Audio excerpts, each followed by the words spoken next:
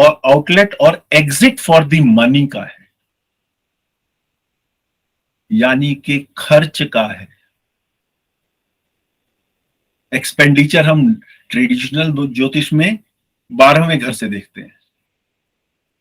लाल किताब हाईलाइट करती है कि third house is the house for the exit of your earnings, that means expenditure. आपकी कमाई के बाहर जाने का मार्ग है तीसरा घर, आपकी मेरी मतलब सबकी। और ये चोरी का घर भी है, जो कि ट्रेडिशनल ज्योतिष में छठा घर है। अय्यारी का भी है, कनिंगनेस का। Third house is very tricky. भाई का है, आपके पैसे बाहर जाने का है, थेफ्ट का है, अय्यारी का है।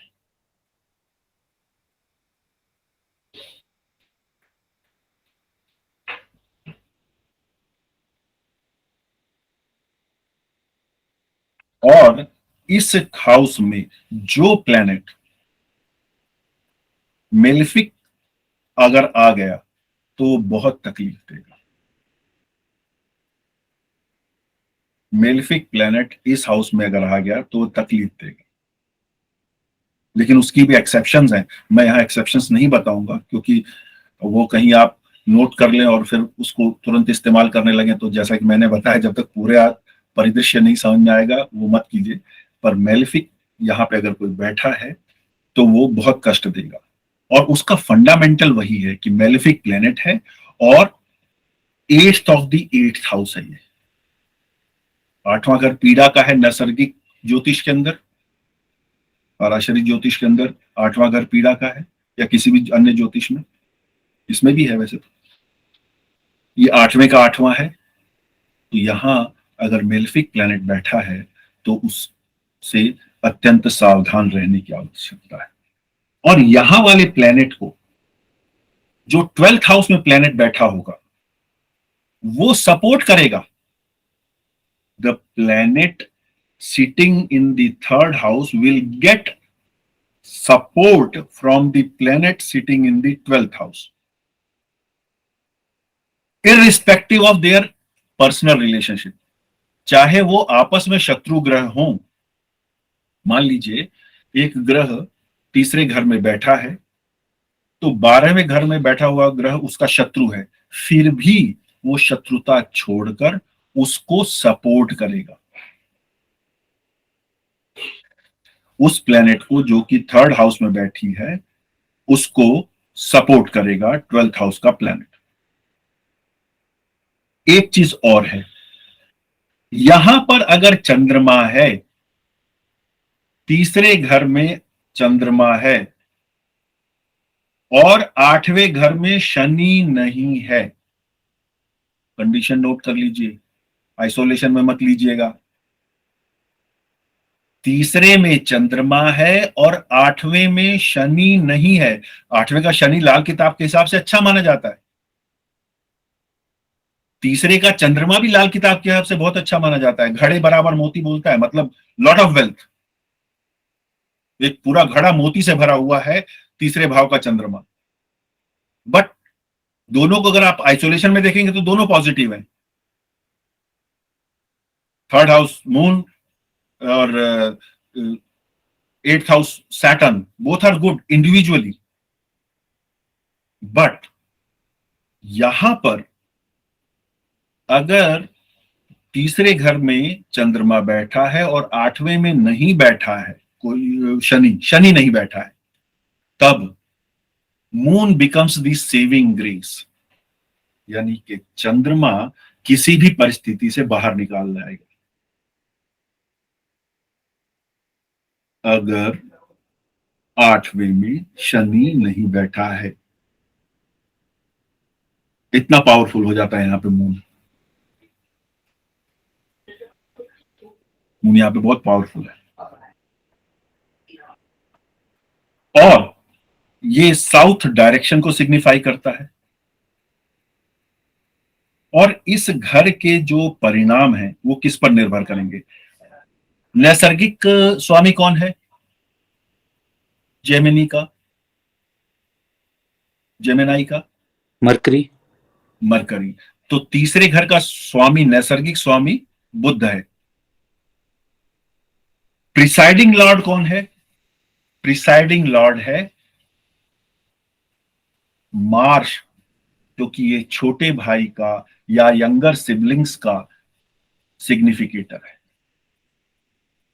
और तीसरा प्लेनेट जो है, जो कि इंपॉर्टेंट है, वो ये है, वो है सैटर्न। क्यों Saturn? 11th house is the house of your gains, profits, and third house is the exit of those gains and losses. तो क्योंकि वो शनि का ऑपोजिट है, कार्य कर रहा है, नैसर्गिक कुंडली में 11 एक्वेरियस है ना, लाभ भाव, लाभ भाव का स्वामी बनता है ना, और तीसरा घर उसका एकदम उल्टा कार्य करता है। तो शनि को थोड़ी सी दिक्कत होती है, तो शनि भी यहां पे अपना एक से रखता है। उसकी कुछ कंडीशंस हैं, पर अगर हमें, अब मैं कंक्लूड करता हूं तीनों हाउसेस का, कि अगर हमें तीसरे हाउस का नेट रिजल्ट समझना है, ओवरव्यू, तो मरकरी, मार्स और सैटर्न कुंडली में कैसे बैठे हैं, उनकी इंडिविजुअल प्लेसमेंट्स के हिसाब से वो क्या इफेक्ट दे रहे हैं, वो बताएगा कि थर्ड हाउस आपके लिए कैसा है।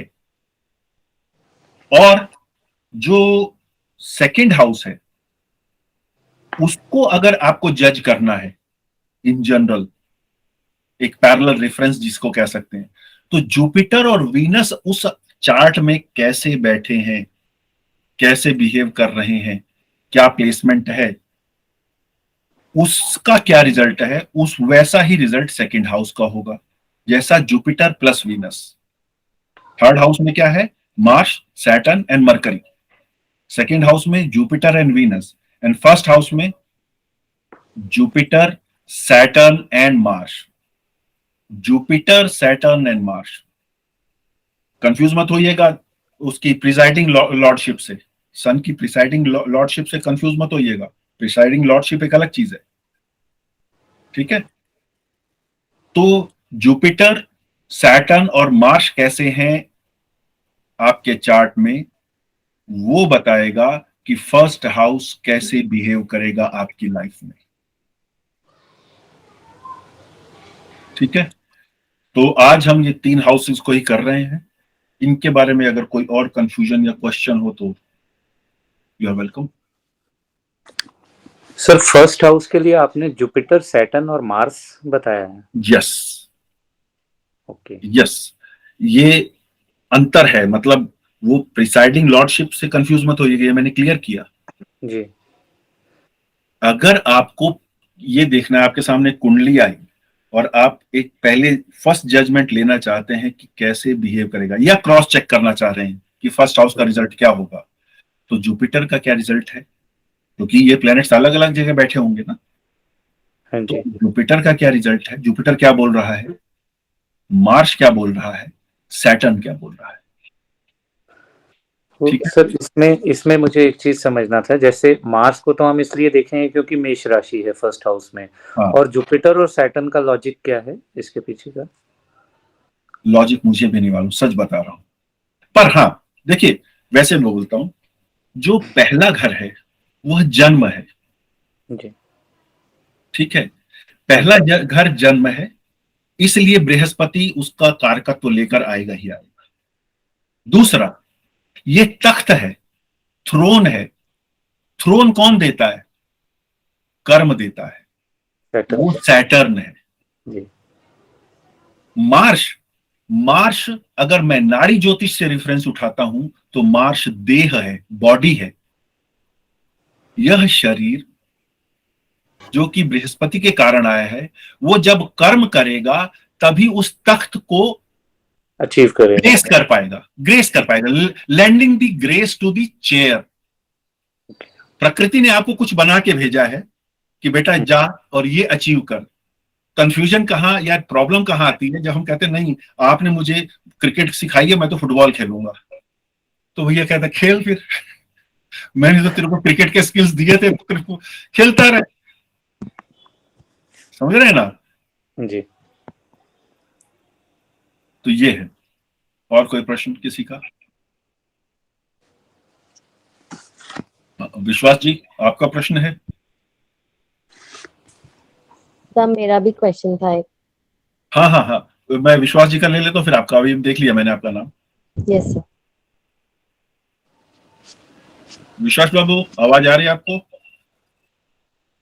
आपकी आवाज नहीं आ रही है।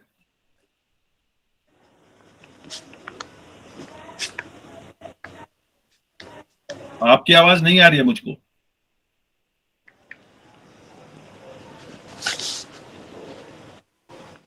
नेहा जी, आप पूछ लीजिए अपना प्रश्न। ये सर मेरे दो क्वेश्चंस थे। एक तो जैसे आपने फर्स्ट हाउस का बताया कि जुपिटर, सैटर्न एंड मार्स है, बट उस केस में क्या फर्स्ट हाउस में अगर कोई प्लैनेट नहीं होता उस टाइम में है ये सिचुएशन, या अगर ऑलरेडी फर्स्ट हाउस हमेशा, में, ऑलवेज, मतलब अगर कोई प्लैनेट का प्लेसमेंट है भी फर्स्ट हाउस में तब भी इसको कंसिडर करेंगे हम? यस, मतलब एक तरह से ये क्रॉस रेफरेंस मिल गया आपको। ओके, मतलब ओके, बैठे हुए प्लेनेट क्या बोल रहे हैं, हाँ जी, एंड प्लस दी एडेड और दिस एड्स। हाँ, ये क्या कह रहे हैं। ओके, ठीक है सर। सेकंड क्वेश्चन जो आपने फर्स्ट हाउस का जैसे बताया Jupiter, Saturn, Mars, and third का आपने बताया mercury, Mars and Saturn, second house का सर क्या था? आई थिंक आई मिस्ड, या सेकंड सेकंड हाउस का भी बताया? Jupiter and Venus. ओके, ठीक है, ठीक है, thank you sir.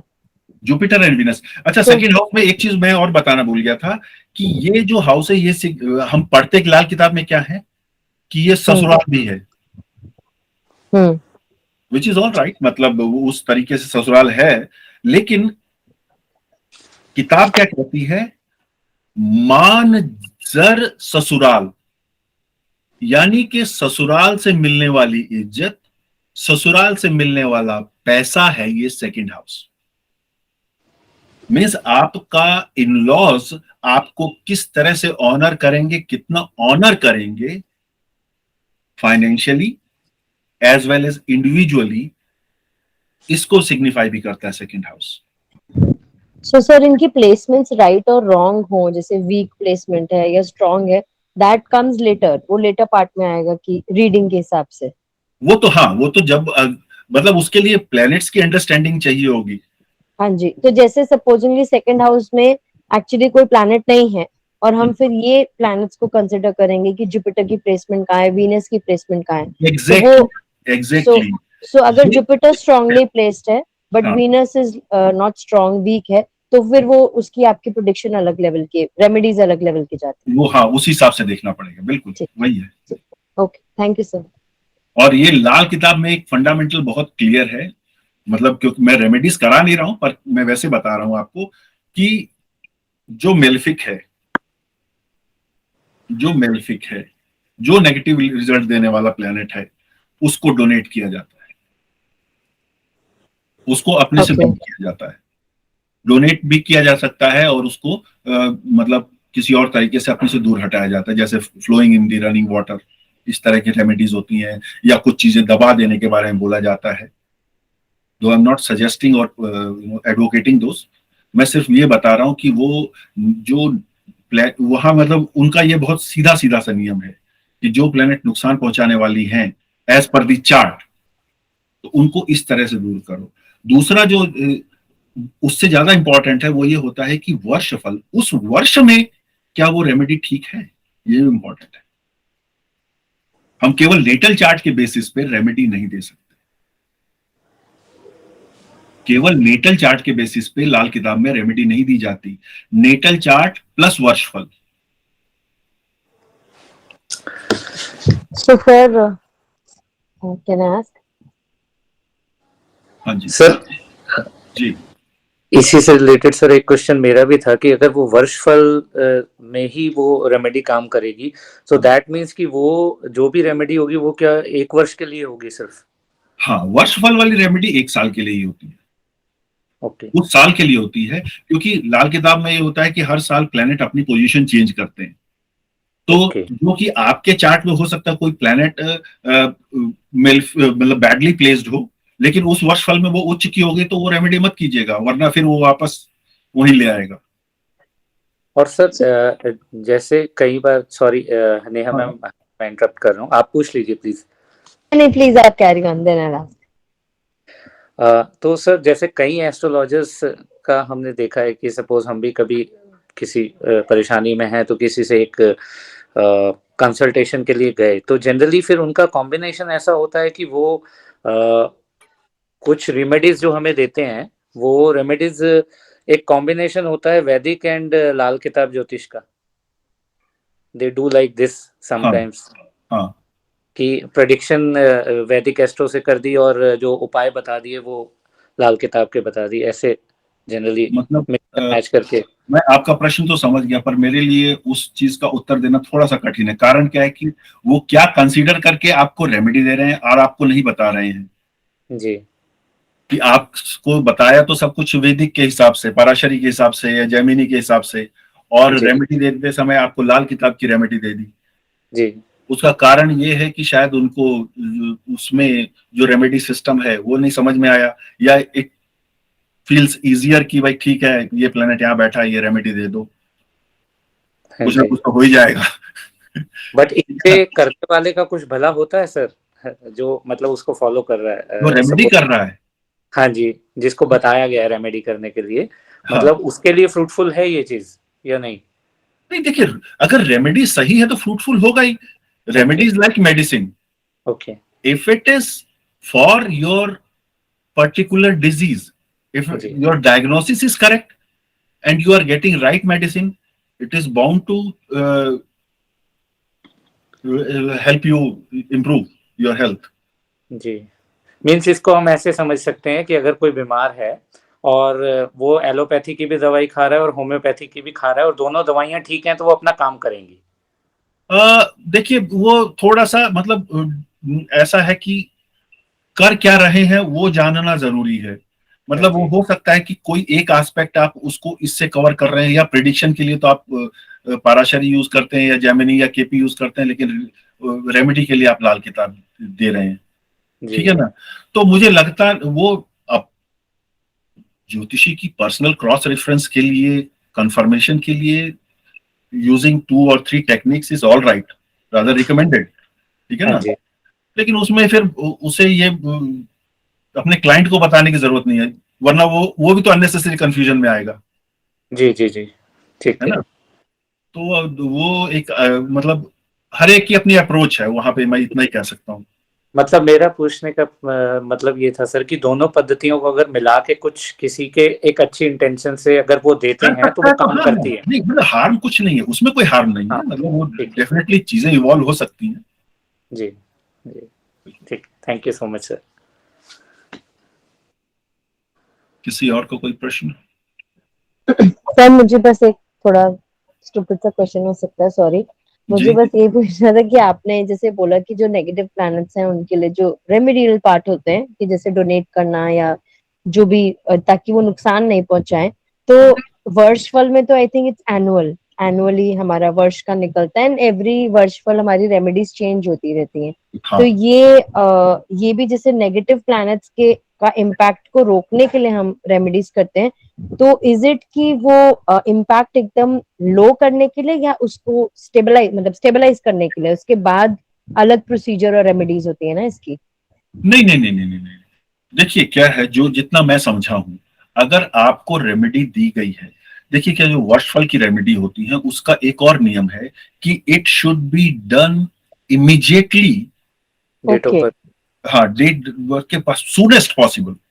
Okay okay 6 महीने बाद किया तो फिर वो उतनी वो इफेक्टिव उसकी वैल्यू नहीं रहती। यस, क्योंकि वही बात है, अभी तो प्लैनेट्स नई नई आई हैं, और आपने रेमेडी कर दी तो अच्छा, अभी तो उसने अपना बैग एंड बैगेज रखा है तो उसने बोला कि अच्छा अच्छा रेमेडी कर दी, okay I am going back. पर वो जब वो बैठ गया 6 महीने उसको बीत भी गया और कह रहे मैंने तो पूरे साल का किराया दे दिया, तो मैं 1 साल बाद ही जाऊंगा। Yes sir. तो ठीक है। दरअसल क्या है ना, लाल किताब की एक एक लाइन जो है वो अपने आप में इंपॉर्टेंट है। ओके।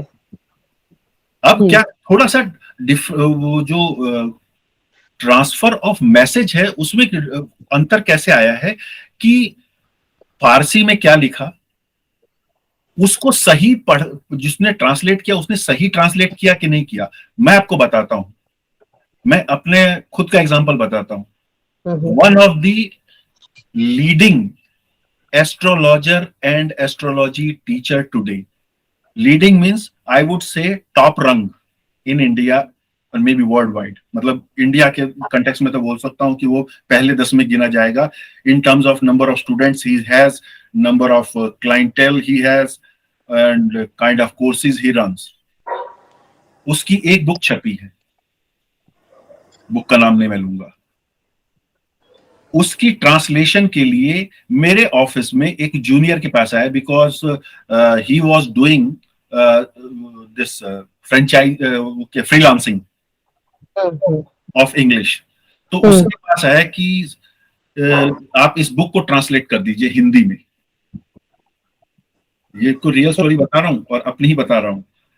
उसने मुझे कहा कि सर आप ज्योतिष करते हैं, मेरे पास एक पुस्तक आई है और वो ऐसी ऐसी मतलब उसको ट्रांसलेट करना है। मैंने बोला कि मेरे पास तो टाइम नहीं है। कहते सर आपकी हिंदी बहुत अच्छी है, आप कर लेंगे। मैं कर तो लूंगा लेकिन मेरे पास करने का टाइम नहीं है। तो कहते सर अच्छा आप, मैं कोशिश करूंगा, आप हेल्प कर देंगे? मैं ठीक है कर दूंगा।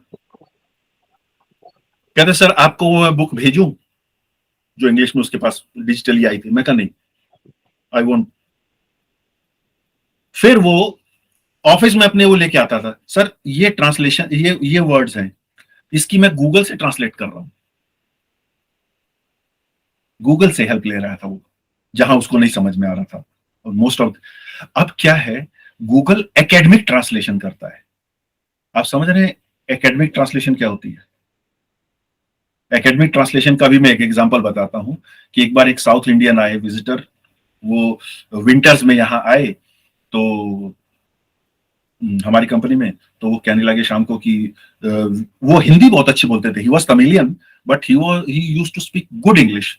पर वही मैं एकेडमिक में बताता हूँ, academic good Hindi, sorry good Hindi, he used to speak very good Hindi. पर एकेडमिक हिंदी क्या बोल रहे थे वो कहे कि मेरे को ना सॉक्स और कुछ वार्म इनर वियर लेना है, तो आपकी कोई दुकान पे ले चले मेरे को। तो मैंने ड्राइवर से बोला कि भैया इनको कोई अच्छी दुकान ले चलो जहाँ पे ये ठीक सामान मिल जाए, गेस्ट है हमारे। उनके पास गए दुकान पे तो उन्होंने बोला कि मेरे को कॉटन का सॉक्स चाहिए और वार्म इनर वियर चाहिए, यहाँ ठंडा बहुत है। परफेक्ट है। उसने कुछ सॉक्स निकाली और दिखाई अपनी तरफ से। तो मैंने उससे पूछा, मैंने कॉटन की है ना? कहते हाँ जी कॉटन की है। तो उसने फिर उस व्यक्ति ने उस दुकानदार से पूछा ये कॉटन का है? जी हाँ कॉटन का है। जरूर कॉटन है? अब ये जो जरूर कॉटन है, this is, are you sure this is cotton? वो उसको ट्रांसलेट कर रहे थे हिंदी में, are you sure it is cotton? जरूर कॉटन है, ठीक है ना? तो जो गूगल ट्रांसलेट कर रहा था उस बुक को, वो एकेडमिक ट्रांसलेशन कर रहा था कि यह ग्रह यहां बैठा है तो ऐसा प्रभाव होगा। तब मैं उसको करेक्ट कराता था and I did at least 30% of their work, means in the form of help. तब उसने बोला कि सर क्या आपको बुक दूं मैं कहा नहीं, मैं बुक लूंगा नहीं, क्योंकि फ्री में मैं अगर ज्योतिष लूंगा तो गड़बड़ हो जाएगी। और वो बुक आज ट्रांसलेट होकर हिंदी में बाजार में आई हुई है and it was sold like anything and price was about 1000 rupees a copy.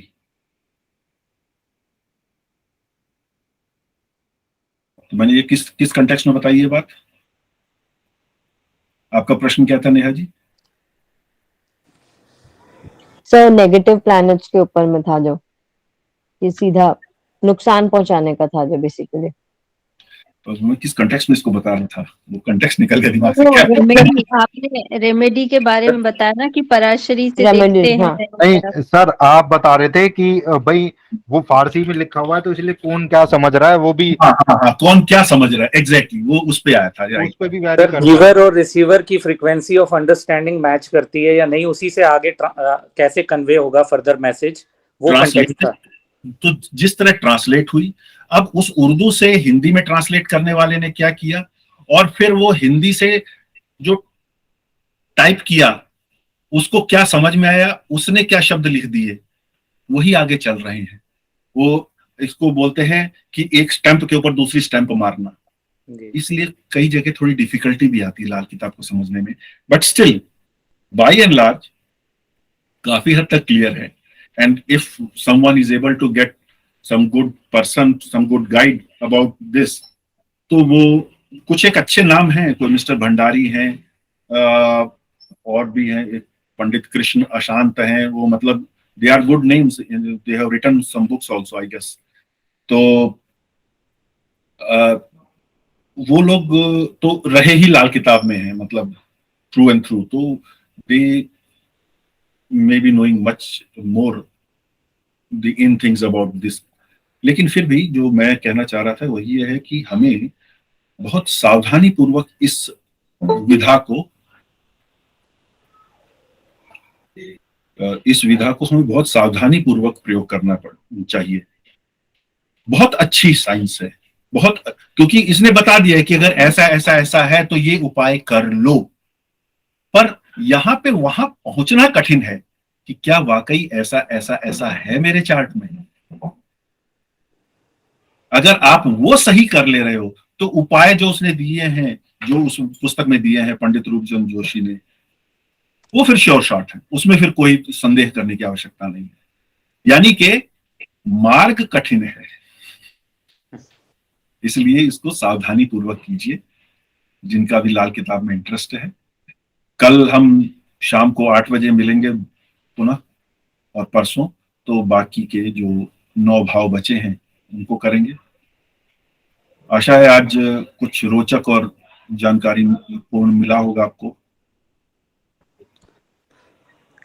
Sir ये क्लास आपके YouTube चैनल पे भी अवेलेबल रहेगी सर, जैसे स्टार्टिंग अभी तो विचार नहीं है, पर इस पे सोचूंगा, क्योंकि इसकी डिमांड बहुत आ रही है, तो उस पे विचार करूंगा अवश्य। तो स्टार्टिंग का मैंने थोड़ा मिस कर दिया, कुछ 10-15 मिनट। नहीं, ऐसा कुछ नहीं है, उसमें आपने कुछ ऐसा विशेष मिस नहीं किया है। अगर आपने तीनों भाव सुन लिए हैं तो कर, पर वो तो डिस्कशन में दोबारा वो चीजें कई बार रिपीट हो जाएंगी जो इनिशियली। बेसिक भूमिका, क्योंकि आज फर्स्ट सेशन था सर और लाल किताब का बिल्कुल हमें आइडिया नहीं है, तो इसलिए एक स्टार्टिंग का वो अभी दे देता हूं मैं आपको। जी सर। लाल किताब पंडित रूपचंद जोशी जी द्वारा लिखी गई एक संकलन है। वो ब्राह्मण परिवार से आते थे, ज्योतिषी थे, और वो अंग्रेजी काल में किसी सरकारी विभाग में कर्मचारी थे। तो वो अपनी जो आकलन था और जो अपने अनुभव थे, अपनी जो ऑब्जर्वेशन थी, प्रेडिक्शन थी, वो एक रजिस्टर में लिखते थे, जो जिसके ऊपर लाल रंग का कवर था। ओके। तो वो उससे वो लाल किताब नाम पड़ गया, क्योंकि उस काल में उर्दू और फारसी का ज्यादा बोलबाला था जी। विशेषकर ये पाकिस्तान और पंजाब का जो रीजन है, इवन हरियाणा का जो क्षेत्र है उसके अंदर भी उस समय फारसी ही चला करती थी। हमने भी अपने बचपन में उर्दू के अखबार देखे हैं यहाँ हरियाणा में। जी। तो वो उन्होंने 1939 में एक निकाला, फिर 40 में एक रजिस्टर अपना रिलीज किया, या वो अवेलेबल हुआ पब्लिक को, फिर 41 में हुआ, और 41 के बाद फिर 1952 में हुआ। और ये जो 39, फिर 40, 41 शुरू उन्होंने किया था हस्त रेखा के आधार पर, और जो अलग आगे आगे संस्करण आते गए वो पिछले से इम्प्रूवमेंट थी। मतलब अगर किसी के पास 1941 वाली वर्जन वाली लाल किताब है और 1952 वाली लाल किताब है, तो कुछ रेमेडीज जो कि 1941 वाले वर्जन में है, 1952 वाले वर्जन में वो रेमेडीज है ही नहीं। अच्छा, ओके। इसका अर्थ क्या है कि पंडित जी को फीडबैक मिला। आज के समय में तो बहुत आसान है, व्हाट्सएप कर दिया, हाँ तो जी, पंडित जी मैंने तो उपाय तो किया था, हुआ नहीं। आप तो जी। कह रहे थे कल नौकरी लग जाएगी, नहीं लगी। वो समय ऐसा था कि जब वो इतना कम्युनिकेशन इतना फास्ट नहीं था। कम्युनिकेशन नहीं था, तो संभवतः जैसे जैसे उनको कम्युनिकेशन मिला, प्रोबेबली इसी वजह से 41 से 52 तक 11 वर्ष का उन गैप मिला। तो सर 52 तक का जो वर्जन था तब तक पंडित जी खुद थे, मतलब उन्होंने वो वर्जन खुद ही हाँ अपडेट हाँ, किया? पंडित जी तो मेरे ख्याल में 80s तक थे। अच्छा, वो वर्जन 52 वाला लास्ट वर्जन था जो वो उन्होंने खुद लेटेस्ट है अपडेट और किया। उसी को रिफर करिए। ओके जी। और ये सर उनके इंट्यूशन के बेस पे वो करते थे सारा जो नहीं नहीं नहीं नहीं नहीं, इंट्यूशन नहीं थे, इंट्यूशन नहीं था।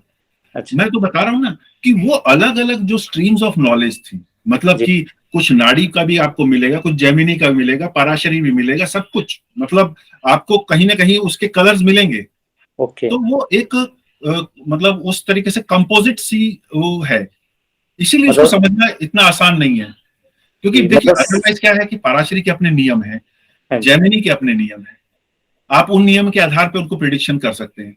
लाल किताब के अंदर आपको उसको समझने के लिए उन्होंने फिर एडिशनली उन्होंने एक समझदारी की हुई है, मतलब मैं क्या बोलूं समझदारी, मतलब I am too small a person, मतलब उन्होंने जो किया है वो अपने हिसाब से दे गए हैं कि भैया मेरी इस बुक को समझने के लिए आप ऐसे ऐसे कीजिए। और बहुत इंटरेस्टिंग चीज पता क्या उन्होंने लिखी है?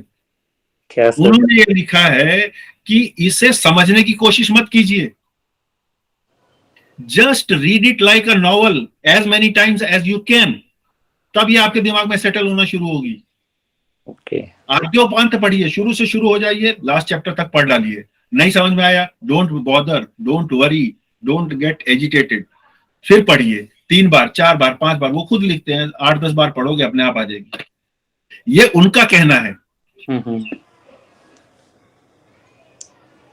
ये उनका कहना, मेरा कहना नहीं है। ओके ठीक है, जी सर, चलिए आप लोगों के समय का बहुत बहुत धन्यवाद। थैंक यू और सो मच सर, आपने बहुत ही मतलब ऐसा अमूल्य ज्ञान जो है जो इतना आसानी से उपलब्ध भी नहीं है, और वो हमें जो है उससे परिचित करवा रहे हैं आप। तो आपका टाइम बल्कि हम ले रहे हैं, ये हमें आपका आभारी होना चाहिए सर। नहीं, चलो ये तो दैव इच्छा हुई कि मतलब शायद मुझे आदेश हुआ कि मुझे इस पे बोलना चाहिए, तो मैंने बोल दिया। आप लोगों को लाभ मिल रहा है तो सौभाग्य है मेरा। थैंक यू सो ठीक मच है sir, ji, thank you sir. Thank you sir. Ram Ram sir, धन्यवाद, thank you. Thank you, Vivekjit. Thank It you, was a great Vivekji. session, and we look forward for more from you. Thank you, Thank you. Yes sure, okay, bye. And thank you Ritu Didi for like making me aware of this session. Thank you. Thank you.